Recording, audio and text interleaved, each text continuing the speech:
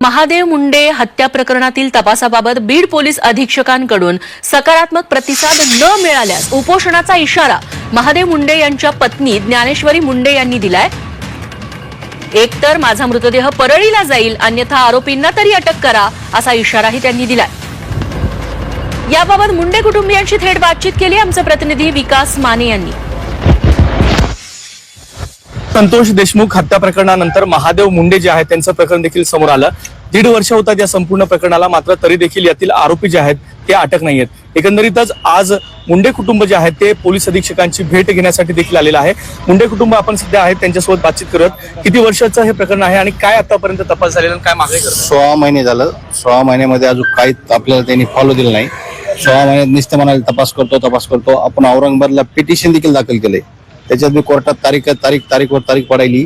त्याच्यामुळे इथं 3 SP साहेब झाले, ठाकूर साहेब, मध्ये बारगळ साहेब आणि आता नवनीत कौर साहेब आले। त्यांच्याकडून आहे आपल्याला अपेक्षा IPS असल्यामुळे आपला तपास करतील। याला आपल्या पहिल्यांदा आम्ही 27 तारखेला एकदा दिदी माझी येऊन भेटली होती आणि नंतर आता आम्ही स्वतः आलो सगळा परिवार घेऊन, तर त्यांना भेट घेऊन आमचा लवकरात लवकर आम्हाला तपास करून न्याय द्यावा।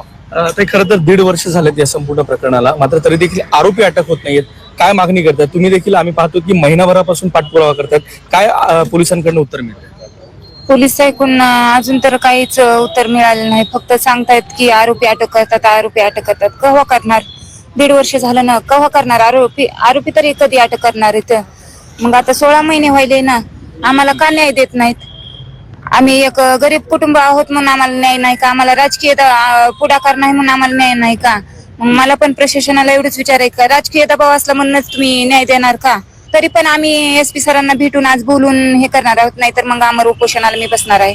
मग शेवट माझी बॉडी तरी परळीला जाईल, नाहीतर मग आरोपी तरी अटक करावं लागतील। दोन्हीपैकी एकच होणार। विकास माने, झी 24 तास, बीड।